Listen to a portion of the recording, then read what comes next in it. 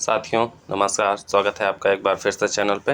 आज daily target का तीसरा दिन है और हम इतिहास के प्रश्नों को देख रहे हैं और साथ साथ हिंदी के प्रश्नों को भी देखते हैं चलते चलते। ठीक है, तो तीसरा टेस्ट है ये। उम्मीद है आपको 2 टेस्ट पसंद आए हैं। ठीक है, तो इसी तरह सिलसिला चलता रहेगा। ठीक, हमारे प्रश्नों का, हमारे टेस्ट का, इसके अलावा जीएस वर्ड और पीसीएस मंत्रा के भी टेस्ट आते रहेंगे बीच बीच में। करंट अफेयर्स की क्लासेस जैसे एग्ज़ाम आने वाला होगा वैसे ही सारी मिल जाएंगी आपको। ठीक है, तो चलिए शुरुआत करते हैं आज के टेस्ट को। आज के टेस्ट में हमारा पहला प्रश्न है, सोहरावर्दी सिलसिला क्षेत्र था, तो सिंध क्षेत्र में जो है सोहरावर्दी सिलसिला क्षेत्र था। ठीक है, अगला है, दारा शिकोह ने किस सूफी सिलसिले को अपनाया, तो दारा शिकोह ने जो है कादरी सूफी सिलसिले को अपनाया। अगला है, निज़ामुद्दीन औलिया से भेंट करने से इनकार कर दिया, तो निज़ामुद्दीन औलिया से कौन भेंट करने से इनकार कर दिया था, तो वो था जलालुद्दीन फ़िरोज़ खिलजी ने। ठीक, अगला है, सूफिया कलाम यानी जिसे भक्ति संगीत कहते हैं की विशेषता है, तो सूफिया कलाम की विशेषता है कश्मीर की। कहाँ की? कश्मीर की। अगला है, दक्षिण भारत में चिश्ती सिलसिले की नींव किसने रखी, तो चिश्ती सिलसिले की नींव दक्षिण भारत में रखी शेख बुरहानुद्दीन गरीब ने। ठीक, अगला है, इल्तुतमिश ने शेख इस्लाम की उपाधि दी, किसे दी, तो यह शेख बहाउद्दीन जकारिया को दी। ठीक है, अगला है, शेख उल हिंद की उपाधि किसकी थी, तो यह थी शेख सलीम चिश्ती की। किसकी? शेख सलीम चिश्ती की। इंपॉर्टेंट है, याद कर लीजिएगा। सूरदास के गुरु कौन थे, तो सूरदास के गुरु थे वल्लभाचार्य। कभी कभी गुरु पूछ लेता है। ठीक है, समकालीन वाले प्रश्न भी पूछता है। जैसे प्रश्न है कि कबीर के समकालीन थे, तो कबीर के समकालीन थे सिकंदर लोदी। कौन थे? सिकंदर लोदी। भारत का सादी किसे कहा जाता है, तो भारत का सादी जो है अमीर हसन को कहा जाता है। इंपॉर्टेंट है, याद कर लीजिएगा। अगला है, मुजहिद अथवा सुधारक नाम किसका था, तो ये शेख अहमद सरहिंदी का था। ठीक, भारत को पृथ्वी का स्वर्ग किसने कहा, तो भारत को पृथ्वी का स्वर्ग अमीर खुसरो ने कहा। अनहलक यानी अहम ब्रह्मास्म का सिद्धांत क्या कहता, सिद्धांत दिया, तो मशहूर अल हज्जाज ने दिया। ठीक है, अगला है, सुल्तान ए तारिकिन यानी सन्यासियों का गुलाम किसे कहा गया, तो शेख हमीदुद्दीन नागौरी को कहा गया। किसे कहा गया? शेख हमीदुद्दीन नागौरी को। अगला है, मिराज उल आशिकीन यानी उर्दू संगीत, उर्दू शायरी संगीत है मिराज उल आशिकीन की प्रसिद्ध पुस्तक के लेखक कौन है, तो यह है गेसूद राजा। याद कर लीजिएगा, इंपॉर्टेंट है। मिराज उल आशिकीन के लेखक हैं गेसूद राजा। ठीक, आगे बढ़ते हैं। अगला है, मृत्यु के बाद अर्श आशियानी कहा गया, तो मृत्यु के बाद अर्श आशियानी किसे कहा गया, तो कहा गया अकबर को। किसे? अकबर को। अकबर द्वारा बनाई गई इमारत का नक्शा बौद्ध विहार की तरह कौन सा है, तो यह है पंचमहल का। अकबर द्वारा बनाई गई इमारत जो इमारत है उसमें बौद्ध विहार की तरह जो है पंचमहल का नक्शा है। लाडली बेगम पुत्री थी, तो लाडली बेगम पुत्री थी नूरजहां की। इंपॉर्टेंट है, याद कर लीजिएगा। राहदारी और पानदारी प्रथा को समाप्त किया, तो राहदारी और पानदारी प्रथा को किसने समाप्त किया? औरंगजेब ने। बहुत इंपॉर्टेंट है, ये याद कर लीजिएगा। बाबर द्वारा भारत में किया गया प्रथम आक्रमण, तो बाबर द्वारा भारत में प्रथम आक्रमण बाजार का युद्ध था। ठीक, गज़े बाबरी का उपयोग किया जाता था, तो गज़े बाबरी का प्रयोग किया जाता था सड़क मापने के लिए। किसके लिए? सड़क मापने के लिए। अगला है, ख्वाजा मुइनुद्दीन चिश्ती की दरगाह पर जाते समय अकबर ने विवाह किया। ये बहुत इंपॉर्टेंट है, पूछा गया है एग्ज़ाम में, आगे भी पूछा जा सकता है। हरखा बाई से विवाह किया था। ख्वाजा मुइनुद्दीन चिश्ती की दरगाह पे जा रहे थे, वहीं रास्ते में जो है हरखा बाई से विवाह किया। ठीक, अगला है, बाबर ने जिहाद की घोषणा की, तो खानवा के युद्ध में बाबर ने जिहाद की घोषणा की। खानवा का युद्ध बहुत इंपॉर्टेंट है, आप बुक से खानवा के युद्ध के बारे में ज़रूर पढ़ के जाइएगा। ठीक है, उससे प्रश्न आता है एग्जाम में। अगला है, मुगल काल में करोड़ी, मुगल काल में करोड़ी किसे कहते थे, तो भू राजस्व अधिकारी होता था करोड़ी। ठीक, अगला है, दारा शिकोह को लघु अकबर की संज्ञा किसने दी, तो दारा शिकोह को लघु अकबर की संज्ञा लेनपोल ने दी। ठीक, किसने? लेनपोल ने दी। याद कर लीजिएगा ध्यान से। आगे बढ़ते हैं। अगला प्रश्न है, बाबरी मस्जिद का निर्माण, तो बाबरी मस्जिद का निर्माण जो है मीर बांकी द्वारा किया गया। याद कर लीजिएगा। क्योंकि पूछा जा सकता है। तो बाबरी मस्जिद का निर्माण मीर बाकी द्वारा किया गया। दीन ए इलाही को एक धर्म कहा, तो दीन इलाही जो है एक धर्म कहा गया, किसके द्वारा? अब्दुल कादिर बदायूनी ने इसको एक धर्म कहा। बाबरनामा का फारसी अनुवाद किसके काल में हुआ? तो ये हुआ अकबर के काल में। ये प्रश्न कई बार पूछा गया है कि बाबरनामा का फारसी अनुवाद किसके काल में हुआ? तो अकबर के काल में। हज़रत ए आला की उपाधि किसकी थी? तो हज़रत ए आला की उपाधि शेर खां ने अपनाई। ठीक है, शेर खां की थी ये उपाधि। अगला है हल्दी घाटी के युद्ध में महाराणा प्रताप की राजपूत सेना का नेतृत्व किया। तो हल्दी घाटी के युद्ध में महाराणा प्रताप की सेना की राजपूत सेना का नेतृत्व किया हकीम खां सूर ने। किसने? हकीम खां सूर ने। अगला है तख्त ए ताउश। तख्त ए ताउश का निर्माण किसके द्वारा? तो शाहजहां द्वारा। ठीक है, वो कोहनीर हीरा वगैरह जो है तख्त ए ताउश में लगाया गया है, वो सारी घटनाएं हुई हैं। तो तख्त ए ताउश का निर्माण शाहजहां द्वारा करवाया गया। प्रबुद्ध निरंकुश कहा गया, तो प्रबुद्ध निरंकुश किसे कहा गया? अकबर को कहा गया। किसे? अकबर को। ठीक, आगे बढ़ते हैं। अगला है अकबर द्वारा दीवान का पूर्ण रूपेण दर्जा दिए जाने वाला प्रथम व्यक्ति। तो अकबर द्वारा किसे दीवान का पूर्ण रूपेण दर्जा दिया गया? तो मुजफ्फर खां तुर्बती को। किसको? मुजफ्फर खां तुर्बती को। अगला है बाबर को कलंदर की उपाधि मिली। तो बाबर को कलंदर की उपाधि कब मिली? तो पानीपत का प्रथम युद्ध हुआ था जब, तो उसमें बाबर को कलंदर की उपाधि मिली। ठीक है, कवींद्र कल्पलता प्रशस्ति में प्रवीण है। तो कवींद्र कल्पलता प्रशस्ति में प्रवीण है कौन? जो है शाहजहां। अगला है बाबर को भारत आने का निमंत्रण दिया। तो बाबर को भारत आने का निमंत्रण दौलत खान ने दिया था। ठीक है, 2 बार राज्याभिषेक किसका हुआ? औरंगजेब का। ये कई बार पूछा गया प्रश्न है कि 2 बार राज्याभिषेक हुआ था किसका? औरंगजेब का। अगला है गुरु अर्जुन देव के समकालीन थे। तो गुरु अर्जुन देव के समकालीन जहांगीर थे। समकालीन वाले प्रश्न कई बार पूछता है, देखिए कबीर का पूछ लेता है, कभी कभी मीराबाई का पूछ लेता है। ठीक है, और भी बहुत सारे धार्मिक गुरु ऐसे हैं जिनके समकालीन पूछ लेता है कि उस समय किसका शासनकाल था। तो इनको जरूर सब देख लीजिएगा एक बार। अगला है अकबर द्वारा जरी कलम की उपाधि दी गई। तो अकबर द्वारा जरी कलम की उपाधि किसको दी गई? मोहम्मद हुसैन को। ठीक है, मोहम्मद हुसैन को जरी कलम की उपाधि दी गई। अगला है बाबर ने पहली बार पश्चिम से भारत में प्रवेश किया। तो पश्चिम से भारत में कहाँ प्रवेश किया? पंजाब में प्रवेश किया। अगला है दास्तान ए अमीर हमजा। ठीक है, दास्तान ए अमीर हमजा, इसका चित्रांकन किया अब्दुस समद ने। ठीक है, बहुत बड़ा चित्रकार था ये अब्दुस समद। ठीक है, जिसने जो है दास्तान ए अमीर हमजा का चित्रांकन किया। अगला है मुगल काल में जारी सबसे बड़ा सोने का सिक्का। तो सबसे बड़ा सोने का सिक्का था शनसब। ठीक है, यह भी पूछा गया प्रश्न है कि मुगल काल में जारी जो है सोने का सबसे बड़ा सिक्का का नाम क्या था? तो शनसब उसको बोला जाता था। अगला है मुगल सेना में चिकित्सक कौन था? तो मुगल सेना में चिकित्सक था निकोलो मनुची। ठीक, कौन था? निकोलो मनुची। औरंगजेब के समय सूबों की संख्या थी 20। ये मोस्ट इंपॉर्टेंट क्वेश्चन है, पूछा जा सकता है। औरंगजेब के समय सूबों की संख्या कितनी थी? 20।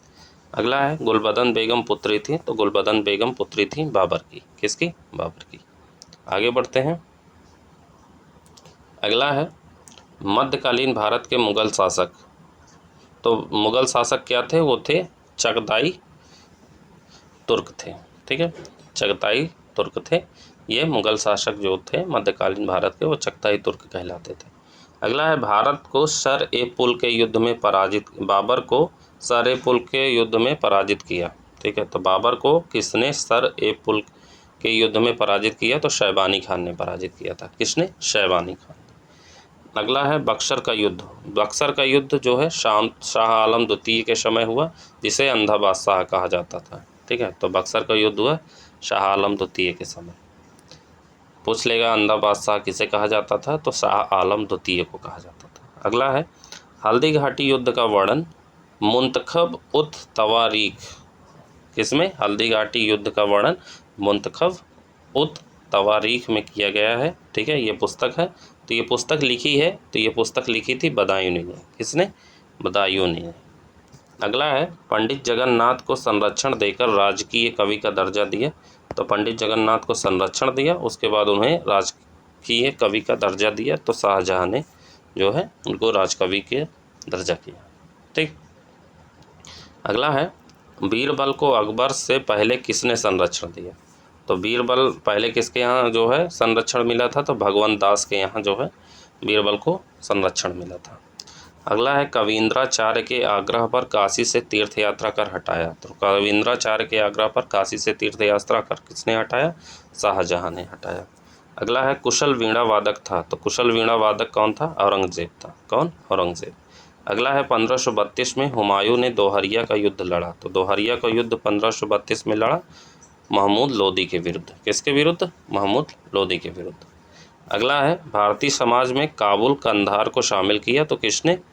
जो है बाबर ने। तो भारतीय साम्राज्य में काबुल और कंधार को उसने शामिल कर लिया था, बाबर ने। ठीक, आगे बढ़ते हैं।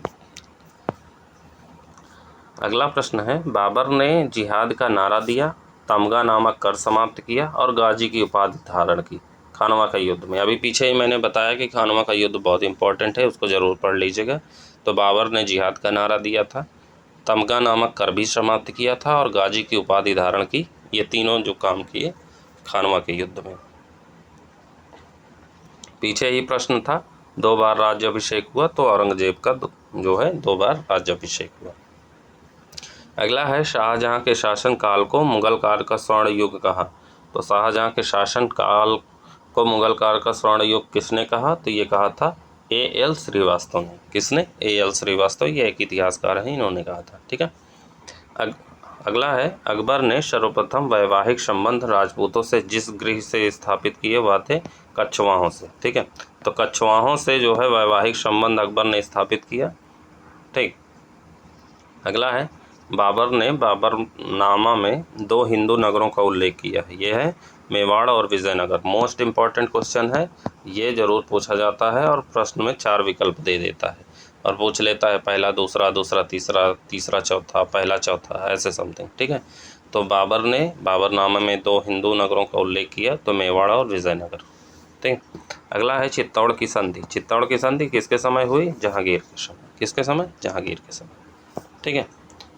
अगला है अकबर की संप्रभुता स्वयं नहीं स्वीकार की। तो अकबर की संप्रभुता मेवाड़ ने नहीं स्वीकार की थी, ये याद रखिएगा। पूछा जा सकता है कि अकबर की संप्रभुता किसने नहीं स्वीकार की, मतलब स्वयं से, तो वो थे मेवाड़। अगला है अकबर के साथ युद्ध करने वाली रानी दुर्गावती कहाँ से थी? ठीक है। तो अकबर के साथ जिसने युद्ध किया था रानी दुर्गावती, वो कहाँ से थी? तो वो मंडला गढ़कटंगा से थी। कहाँ से? मंडला गढ़कटंगा से। ठीक। अगला है अकबर के दरबार में आने वाला पहला अंग्रेज व्यक्ति था। तो अकबर के दरबार में आने वाला पहला अंग्रेज व्यक्ति राल्फ फिच था। ठीक है, याद कर लीजिएगा, राल्फ फिच जो है अकबर के दरबार में आने वाला प्रथम व्यक्ति था। अगला है बाबर और शैबानी खान के मध्य सर-ए-पुल का युद्ध हुआ। तो सर-ए-पुल का युद्ध कब हुआ? 1502 ईस्वी में। ठीक है। किसके किसके बीच? बाबर और शैबानी खान के बीच में सर-ए-पुल का युद्ध। ठीक, आगे बढ़ते हैं। अगला है किस अभियान में शेर शाह सूरी उक्का नामक आग्नेय शास्त्र चला रहा था तब उसकी मृत्यु हुई? तो उक्का नामक आग्नेय शास्त्र है, पूछा जा सकता है उक्का क्या है? तो आग्नेय शास्त्र है।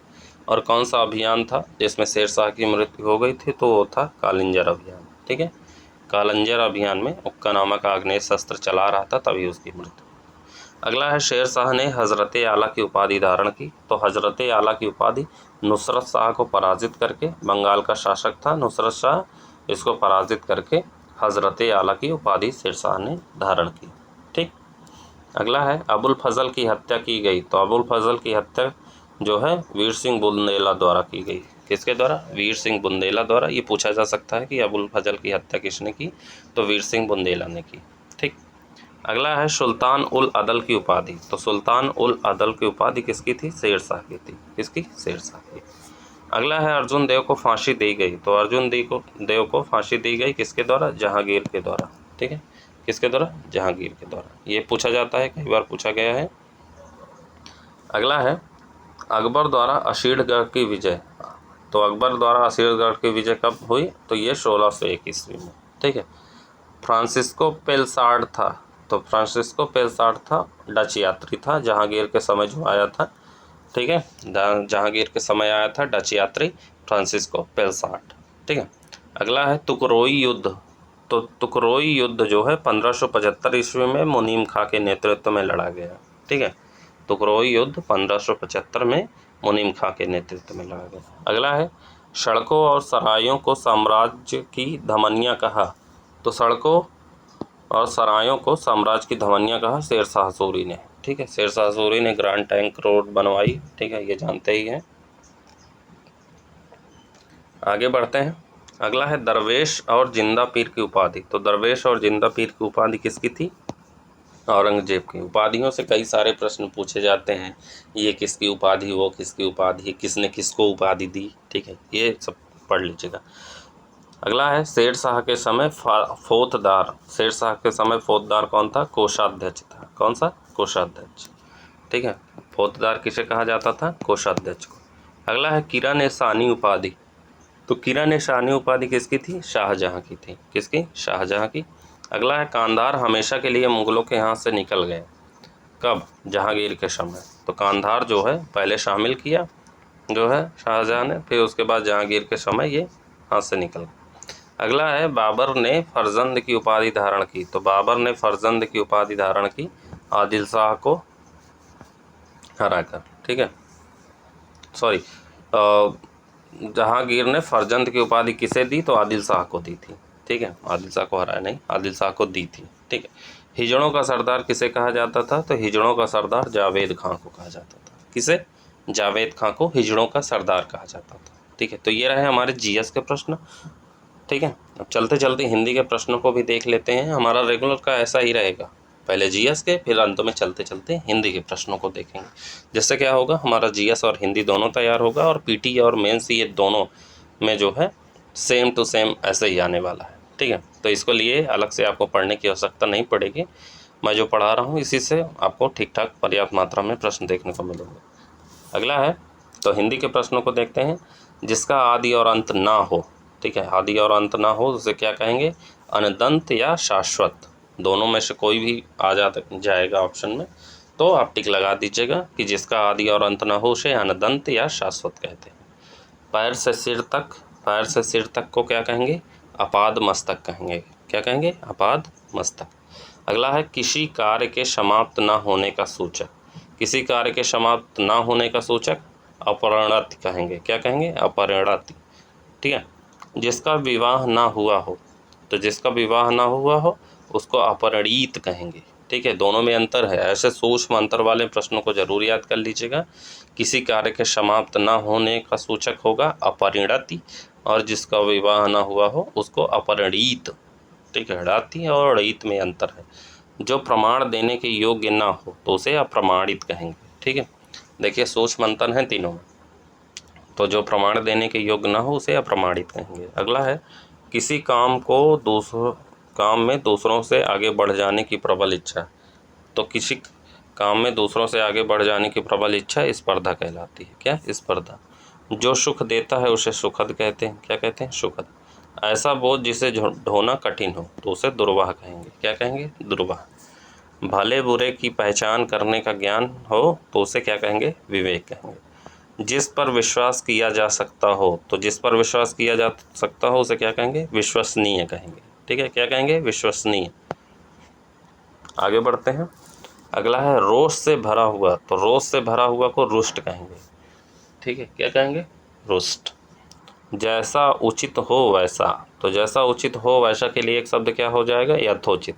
याद करते चलिएगा, यथोचित। अगला है जो विधि की दृष्टि से ठीक हो। तो ये जो विधि की दृष्टि से ठीक हो उसे वैध कहते हैं, और जो विधि की दृष्टि से ठीक ना हो उसे अवैध कहते हैं। ठीक। अगला है जो सिद्ध या पूरा किया जा सके तो उसे साध्य कहते हैं। सिद्ध या पूरा किया जा सके उसे साध्य कहते हैं। जो बात वर्णन के परे हो, तो जो बात वर्णन के परे हो उसे वर्णनातीत कहते हैं। क्या कहते हैं? वर्णनातीत। ठीक है। जो शम में व्याप्त हो तो उसे विभु कहते हैं। इम्पॉर्टेंट है, याद कर लीजिएगा। जो शम में व्याप्त हो उसे विभु कहेंगे। सरवरी कहेंगे चांदनी रात को। किसे कहेंगे? चांदनी रात को सरवरी कहेंगे। अगला है जिससे स्नान किया जा सके, जिससे स्नान किया जा सके उसे स्नानीय कहेंगे। क्या कहेंगे? स्नानीय। सैकड़ों आँख वाली नायिका को शताक्षी कहेंगे। क्या कहेंगे? शताक्षी, सैकड़ों आँख वाली नायिका को। ठीक, आगे बढ़ते हैं। शत्रुओं को जीतने वाला, तो शत्रुओं को जीतने वाले के लिए एक शब्द हो जाएगा शत्रुजिता। क्या कहेंगे? शत्रुजिता। ठीक, शत्रुओं को जीत कर स्वतंत्र कर देने वाले को शत्रुंजय कहेंगे। क्या कहेंगे? शत्रुंजय। शत्रुओं को नष्ट करने वाला के क्या कहेंगे? शत्रुघ्न कहेंगे। शत्रुघ्न, ठीक है, शत्रुघ्न कहेंगे। शत्रुओं को नष्ट करने वाले को शत्रुघ्न कहेंगे। और जो शत्रुओं को हत करता हो, जो शत्रुओं को हत करता हो उसे शत्रुहंता कहेंगे। क्या कहेंगे? शत्रुहंता।